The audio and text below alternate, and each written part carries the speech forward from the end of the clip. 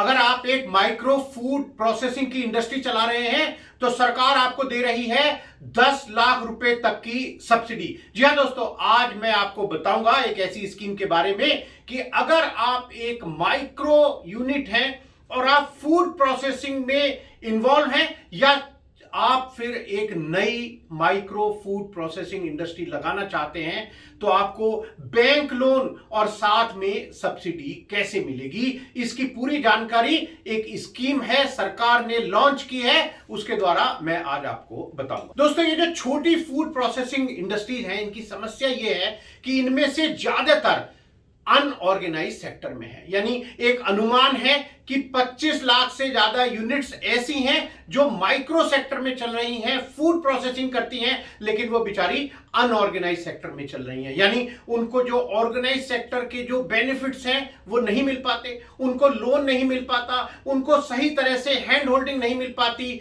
इसलिए वो यूनिट कभी चलती हैं कभी बंद हो जाती हैं। अब सरकार ने कहा है कि आइए, आप जो अनऑर्गेनाइज सेक्टर में चल रहे हैं, आप रजिस्टर्ड नहीं है, आप भी आइए, रजिस्ट्रेशन कीजिए और हमसे सब्सिडी भी ले लीजिएगा। दोस्तों, हमारे देश के प्रधानमंत्री श्री नरेंद्र दामोदर दास मोदी जी ने आत्मनिर्भर भारत का नारा दिया था और अब उस आत्मनिर्भर भारत के अंतर्गत ही सरकार ने एक स्कीम लॉन्च कर दी है खास तौर से फूड प्रोसेसिंग इंडस्ट्रीज के लिए। दोस्तों, इस स्कीम का नाम है prime minister formalisation of micro food processing enterprise scheme. जी हां दोस्तों, इसको हम शॉर्ट में बोलते हैं PMFME। तो हम आगे इस वीडियो में जब भी बात करेंगे PMFME के लिए तो आप समझ लीजिए मैं बोल रहा हूं prime minister formalisation of micro food processing enterprise scheme.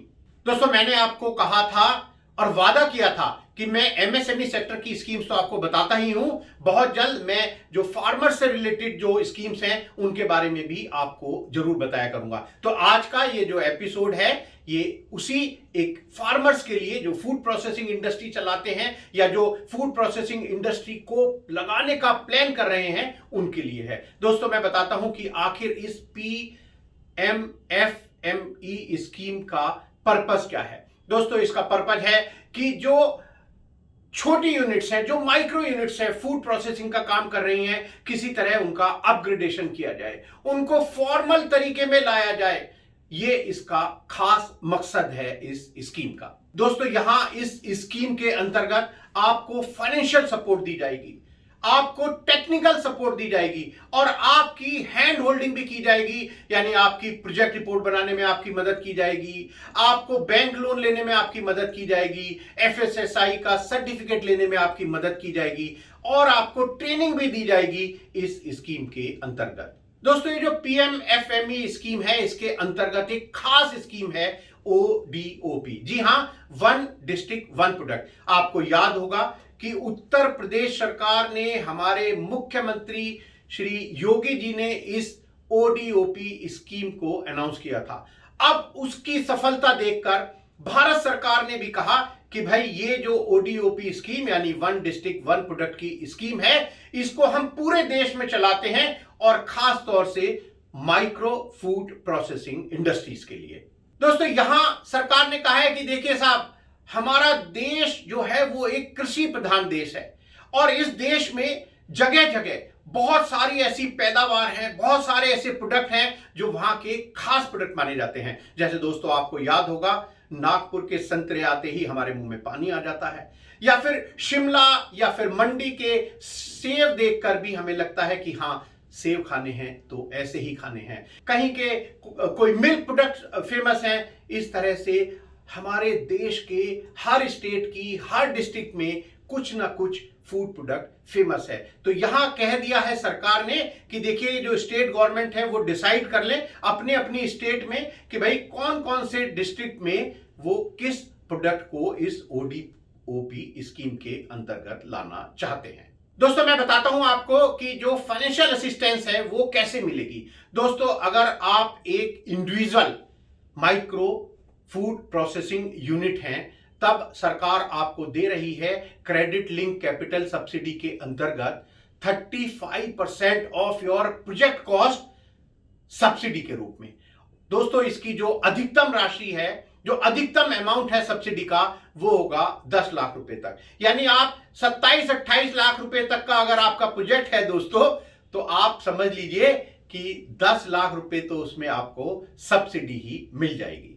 और दोस्तों आपका जो कंट्रीब्यूशन है वो भी यहां पर कहा है कि भाई कम से कम बस आप 10% अपना जो प्रमोटर्स कंट्रीब्यूशन है वो लगा दीजिए इस प्रोजेक्ट कॉस्ट में। दोस्तों ये तो मैंने आपको बताया कि भाई फाइनेंशियल मदद कर रहे हैं सरकार आपकी इस PMFME स्कीम जो है ODOP उसके अंतर्गत। साथ में आपकी हैंड होल्डिंग भी करेंगे, यानी आपको DPR बनाने के लिए, बैंक से लोन लेने के लिए, आपका उद्यम रजिस्ट्रेशन कराने के लिए या कोई और भी रजिस्ट्रेशन आपको चाहिए तो उसके लिए भी सरकार इस स्कीम के अंतर्गत आपकी मदद करेगी। यहां दोस्तों मैंने आपको कहा कि भैया उद्यम रजिस्ट्रेशन, तो ध्यान रखिए आपको उद्यम रजिस्ट्रेशन भी लेना है, क्योंकि आपको ये दिखाना है, प्रूव करना है कि ये जो आपकी यूनिट है ये माइक्रो सेक्टर में आती है। और दोस्तों आपको याद होगा मैंने पहले भी एक वीडियो पोस्ट की थी जहां मैंने आपको बताया था कि ये माइक्रो, स्मॉल और मीडियम एंटरप्राइजेस की क्या डेफिनेशन है। मैं आपको दोबारा बता देता हूं, आप वो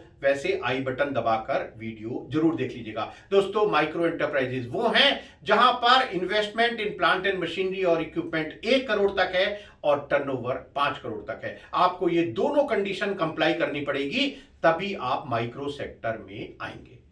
दोस्तों ये तो मैंने आपको बताया कि भाई अगर आप इंडिविजुअल अपनी एक माइक्रो फूड प्रोसेसिंग की यूनिट चला रहे हैं, इसके अलावा दोस्तों सरकार ने कह दिया है कि देखिए अगर आप एक FPO हैं, आप एक SHG हैं या आप एक कोऑपरेटिव सोसाइटी के रूप में भी काम कर रहे हैं, तब भी आपको ये सब्सिडी मिलेगी। उसके अलावा आपको सीड कैपिटल भी मिलेगी, 40,000 रुपए पर मेंबर के हिसाब से आपको ये सीड कैपिटल भी मिल जाएगी। इसको आप यूज कर सकते हैं अपने प्रोजेक्ट के वर्किंग कैपिटल के लिए या कोई छोटा मोटा अगर आपको टूल खरीदना है तो उसके लिए भी। दोस्तों ये जो स्कीम है वो 2020-21 से शुरू होकर 2024-25 तक चलेगी और सरकार ने कह दिया है कि भैया देखिए ये 2020-21 से 2024-25 के बीच में हम 10,000 करोड़ रुपए का इन्वेस्टमेंट करेंगे इस स्कीम के अंतर्गत। तो इस 10,000 करोड़ रुपए से दोस्तों सरकार को यह उम्मीद है कि भाई कम से कम 2 लाख माइक्रो एंटरप्राइजेज जो फूड प्रोसेसिंग का काम कर रही हैं उनको फायदा होगा इस PMFME स्कीम के द्वारा। दोस्तों अब मैं आपको बताता हूं कि आपको अगर इस स्कीम का फायदा लेना है तो आपको करना क्या होगा। जी हां, आपको कहीं जाने की जरूरत नहीं है, अपने घर दफ्तर में बैठिए, अपनी यूनिट में बैठिए या जहां आप प्रपोज कर रहे हैं अपनी यूनिट को लगाने के लिए वहां भी आप बैठ सकते हैं। बस आपके पास एक कंप्यूटर या लैपटॉप होना चाहिए। खोल लीजिए अपना कंप्यूटर या लैपटॉप, ऑन कर लीजिएगा और एक वेबसाइट जो मैं आपको बता रहा हूं, जो मैं डिस्क्रिप्शन में भी दे रहा हूं, उसको जरा टाइप कर दीजिएगा। दोस्तों ये वेबसाइट है PMFME.MOFPI.gov.in। जी हां दोस्तों, इस वेबसाइट पर आप जाइए। ये मैं आपको दिखा रहा हूं ये कैसी दिखती है। यहां पर आपको लॉगिन करना है, फिर आपको अपने जो डिटेल्स हैं, बेसिक डिटेल्स हैं, आपका नाम है, आपका डिस्ट्रिक्ट है, आपका स्टेट है, आपका फोन नंबर है, मोबाइल नंबर डालिएगा और आपकी ईमेल एड्रेस है। ये डिटेल आप भर दीजिएगा और आप लॉगिन कर लीजिएगा। दोस्तों मैं आपको यहां एक बात और बता दूं, हमारी जो MSME की पाठशाला है उसका लिंक भी मैं दे रहा हूं यहां डिस्क्रिप्शन में। वहां पर हमने स्टेप बाय स्टेप कोर्स शुरू कर रखा है। इस स्कीम का भी स्टेप बाय स्टेप प्रोसेस पूरा हम बहुत जल्द वहां पर अपलोड कर रहे हैं। तो मेरा आपसे निवेदन है कि अगर आप चाहें ये step by step process join करने के लिए तो प्लीज आप जाइए msmekipaathshala.com पर और ये कोर्स ज्वाइन कर सकते हैं। दोस्तों जब आप ये अपनी बेसिक डिटेल भर देंगे आप देखेंगे कि आपकी मेल आईडी जो आपने यहां लिखी है वहां पर एक मेल आ गया है और आपकी जो डिटेल्स हैं, आपका लॉगिन पासवर्ड की डिटेल वहां पर आ गई है। दोस्तों अब जब आप यहां से लॉगिन कर लेंगे अपनी यूजर आईडी और पासवर्ड डालकर, तो आप देखेंगे कि 3 ऑप्शन आ गए हैं। एक तो है कि भैया अगर आप एक इंडिविजुअल हैं और एक नए एंटरप्राइजेस को लगाना चाहते हैं, अगर आप एक एग्जिस्टिंग फूड प्रोसेसिंग यूनिट चला रहे हैं, आपकी टर्नओवर 1 करोड़ तक है, और अगर आप एक एग्जिस्टिंग एंटरप्राइजेस चला रहे हैं फूड प्रोसेसिंग की और आपकी टर्नओवर 1 करोड़ से ज्यादा है, आप इन तीनों में से सेलेक्ट कर लीजिएगा कि आप किस कैटेगरी में आते हैं। बस दोस्तों अब आप जैसे ही वो सेलेक्ट करेंगे तो आपको कुछ भरनी है, आपको अपनी एप्लीकेंट की डिटेल भरनी है। आपका अगर एग्जिस्टिंग बिजनेस है तो आपको अपनी जो एग्जिस्टिंग जो बिजनेस की डिटेल है, आपकी टर्नओवर है और भी जितनी डिटेल्स हैं, फाइनेंशियल्स हैं, वो आपको सब भरनी है। आपको जो प्रपोज्ड आपका फाइनेंशियल्स है, जो प्रपोज बिजनेस की डिटेल है, वो भी आपको डालनी है। उसके बाद आपको सेलेक्ट करना है कि भाई आप किस बैंक से लोन लेना चाहते हैं। जी हां दोस्तों, ये भी आपके ऊपर निर्भर है और आप 2 बैंक सेलेक्ट कर सकते हैं कि भैया एक बैंक ये मुझे दे और अगर ये नहीं देता तो दूसरा बैंक भी मैं बता देता हूं, इस बैंक से भी मैं लोन लेने के लिए तैयार हूं। दोस्तों उसके बाद कुछ डॉक्यूमेंट है, मैं आपको बता दूंगा कि कौन कौन से डॉक्यूमेंट्स हैं वो आपको यहां अपलोड करने हैं। और लीजिए, आपको एक डिक्लेरेशन आ गया है कि भाई सब इंफॉर्मेशन जो मैंने भरी है वो ठीक है और इसको सबमिट कर दीजिएगा। वो पूछेगा आपसे कि सही में आपने देख लिया, सब चीजें ठीक है, कोई चेंज तो नहीं करना, कंफर्म कर दीजिएगा और आपकी एप्लीकेशन सबमिट हो जाएगी। दोस्तों जब आप ये डॉक्यूमेंट सबमिट कर देंगे तो ऑटोमेटिकली आपकी एप्लीकेशन चली जाएगी डिस्ट्रिक्ट लेवल कमेटी के पास। वो देखेंगे, अगर उनको इंस्पेक्शन कराना है तो आपकी साइट का इंस्पेक्शन भी यानी फील्ड इंस्पेक्शन भी करा लेंगे। अपनी रिकमेंडेशन जो उनको देनी है वो भी दे देंगे लैंडिंग बैंक को आपके प्रोजेक्ट के लिए। दोस्तों मैंने आपको कहा था कि मैं आपको बताऊंगा कि कौन कौन से डॉक्यूमेंट आपको अपलोड करने हैं। तो 3 तरह के डॉक्यूमेंट्स यहां कहा है सरकार ने कि देखिए भैया, कुछ तो मैंडेटरी डॉक्यूमेंट है, वो तो आपको सबमिट करने ही करने होंगे। उसके अलावा कुछ सपोर्टिंग डॉक्यूमेंट्स हैं और साथ में कुछ ऑप्शनल डॉक्यूमेंट्स भी हैं। दोस्तों मेजर जो डॉक्यूमेंट है वो मैं आपको बताता हूं कि आपको अपने केवाईसी डॉक्यूमेंट यानी आपका परमानेंट अकाउंट नंबर, आपका आधार, आपका जो यूटिलिटी का बिल है एड्रेस प्रूफ के लिए वो देना होगा।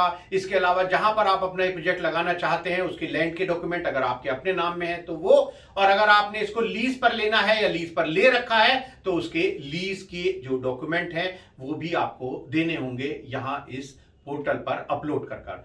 दोस्तों इसके अलावा अगर आपका एक एग्जिस्टिंग एंटरप्राइज है तो आपको 6 महीने के बैंक स्टेटमेंट की कॉपी भी यहां पर अपलोड करनी होगी। दोस्तों इसके अलावा अगर आपकी एग्जिस्टिंग एंटरप्राइज है तो जो भी मशीन्स आपके पास अवेलेबल हैं उनकी डिटेल्स भी दीजिएगा, यहां पर अपलोड कर दीजिएगा। और दोस्तों अगर आपका जो प्रोजेक्ट है उसमें आप कोई बिल्डिंग बनाना चाहते हैं तो उसका एस्टीमेट दीजिए आर्किटेक्ट का।